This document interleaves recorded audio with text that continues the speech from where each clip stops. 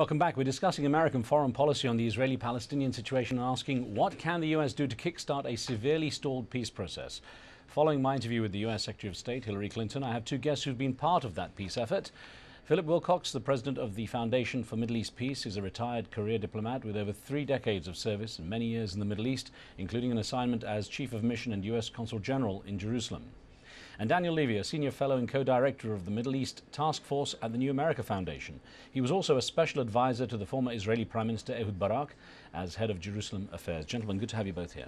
Thank you, Riz. Ambassador, can I start with you, sir? Listening to Secretary of State Hillary Clinton, anything new? Nothing at all. I think she was very careful not to reveal what the administration's plan B is now that the settlement freeze has not succeeded. I'm not sure that the administration has worked out a fallback strategy. I hope they have, but there's no hint that I've seen about what they're planning to do. Well, she said she wants to leave it to the two parties, that the US policy is to let them get on with it and find a solution. You know, it's been a familiar refrain for many years to say, let's leave it up to the parties. Of course, ultimately, the parties are going to have to decide themselves. We can't impose peace on them, but it seems to leave out what is important to us, that the Americans have a huge interest in this conflict. We are a party too. And if we are genuinely convinced that this is a national security problem, we have to assert our interests and offer our own views. Daniel Levy, you see it as the same old script to some degree as well, don't you? I see it as a situation in which this administration inherited a process that was not working, I think that was structurally broken, and rather than take a step back, review, say what's going on, what are our goals, how do we get there, something they've done in a number of other foreign policy areas, from the most obvious Afghanistan, Iran, right through to Burma, Syria, Sudan. They've not done this on Israel-Palestine, and it has the sense of banging one's head against a brick wall. As Ambassador Wilcox says, if this is a US interest, and that's something this administration has said from day one, then you can't both say it's a vital American national security interest and say we'll simply go at the pace of the parties. Those don't go together. Now, I asked the Secretary of State what she would do regarding the European Union's push as far as Jerusalem as capital for the Palestinian state, on the issue of the way the US should approach backing Israel or backing the EU. Now, we had an email, if I could put this to you, that came from Saudi Arabia, from Sayed Zaki Ahmed in Riyadh, who wrote in saying, Obama's biggest challenge, which no American president has yet met, will be to treat both sides equally rather than to favor Israel as a matter of course. Is that part of the problem? In a way, I would actually urge against treating both sides equally for a number of reasons. The key reason is they're not equal. You have an occupying power and an occupied people. There's a very basic asymmetry, and I think we don't take that into account enough by saying let's leave it to the parties.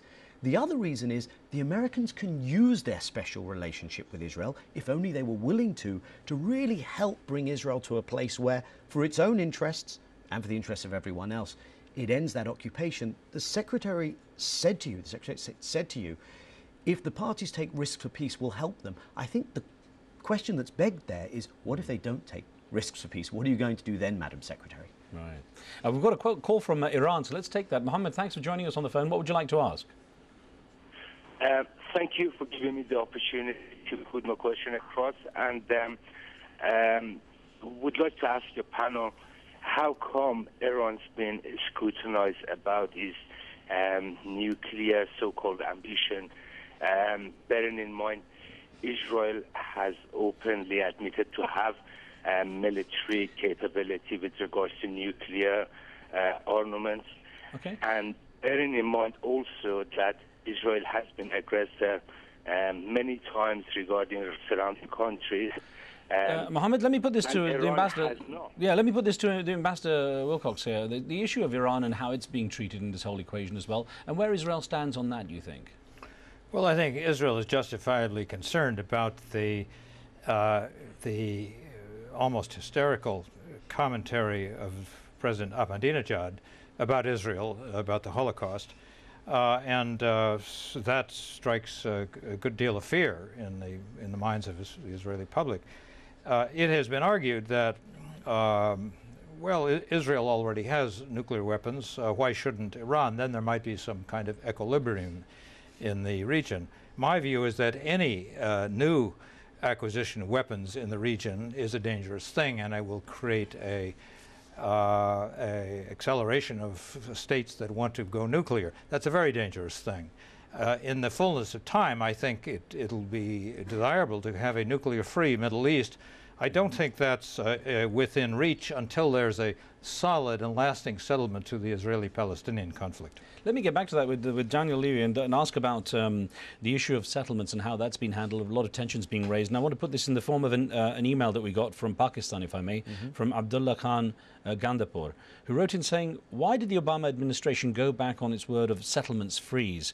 And are there any deadlines in sight, or is this issue going to drag on forever? I think the clearest deadline, Abdullah, would be for there to be a two-state dispensation, a border, based on the 67 lines, perhaps with some land swaps, and that would put this issue to rest. The response of the Israeli government was to say, we're going to have a very conditional, very partial limitation on construction. The word freeze is inappropriate. There will be 3,000 units constructed. That's more or less in keeping with the normal flow of building in a 10-month period. This will only last for 10 months. East Jerusalem is excluded. There are now new benefits being added to the financial incentives of the settlements. What all that means is the Americans got a pretty resounding no to their ask for a settlement freeze. There are three responses. One would be to escalate. They've chosen not to do that. Another would be to pivot and say, okay, it's not worked on a settlement freeze. Now let's have another angle that we're going to come at this. Maybe negotiate a border now in a more forward-leaning way. The other is to do nothing. We're in option 3 at the moment. I think the question for many of us is do we see a change? Ambassador, this is one of the issues that with the continued settlements, the tensions that have been flaring up now over settlements, and many of the settlers becoming more sort of militant and aggressive in their approach. How does the idea of creating those two states even come up now? How can that Swiss cheese environment, as people describe the West Bank, even be consolidated to a single state? I think it's possible. If you look at the polls, the majority of the Israeli public realized the whole settlement adventure was a mistake, that it threatens their national security. Unfortunately, the politics in Israel makes a change of policy very difficult because of the way their Knesset is structured. But notwithstanding the fact that there are now some 350,000 Israeli settlers in the West Bank, 200,000 in East Jerusalem, yes, many of those settlements could be evacuated. There could be compensation for the settlers.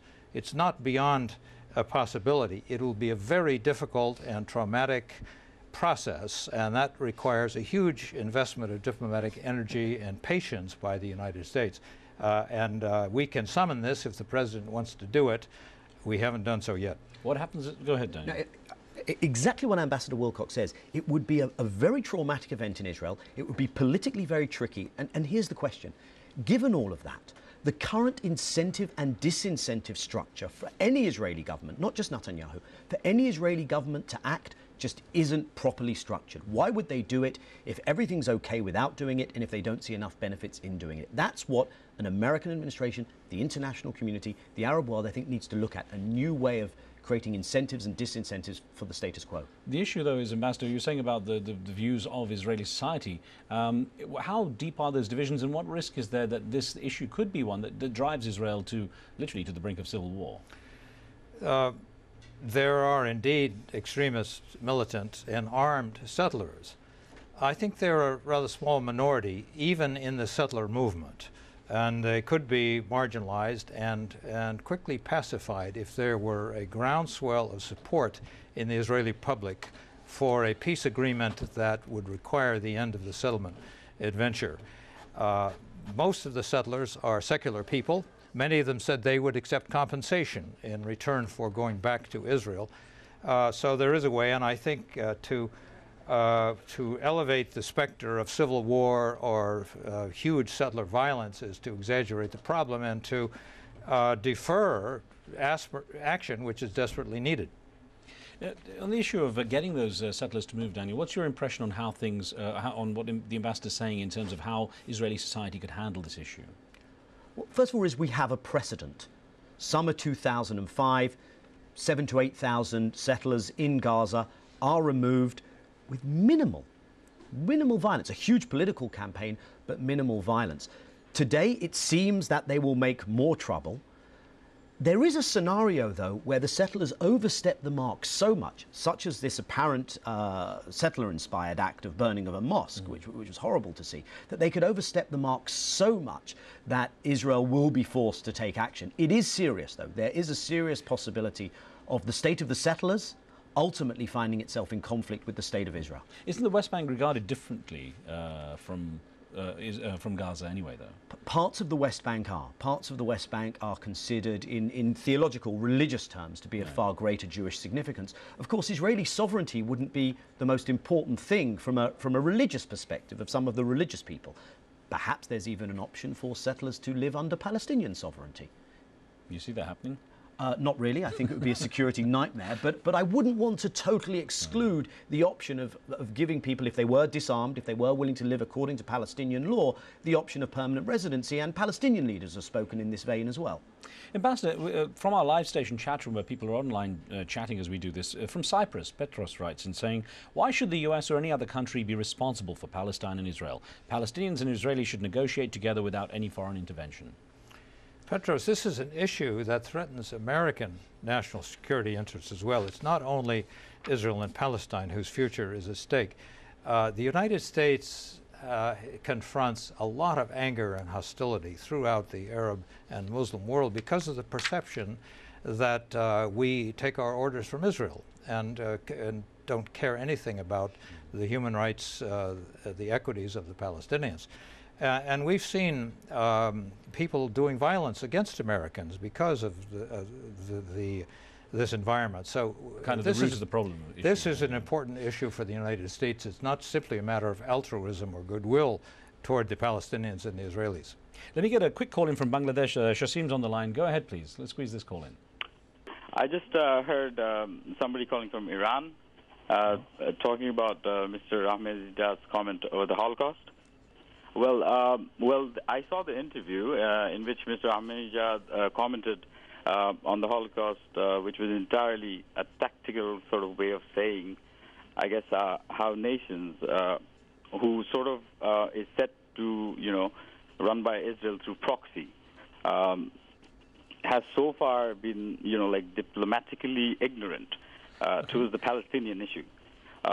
So, I mean, right. Why can't, like the Americans sort of suppose it's... Shasim, let's get because we only have 30 seconds. I'll get a quick response from the ambassador on this. Well, yes, of course. I think there's a growing understanding of the Palestinian side of this conflict in the U.S., as well as a very deep relationship with Israel. The United States could do this if we chose to do so. We're a strong country. We have enormous influence and leverage that we haven't used, and we ought to use it.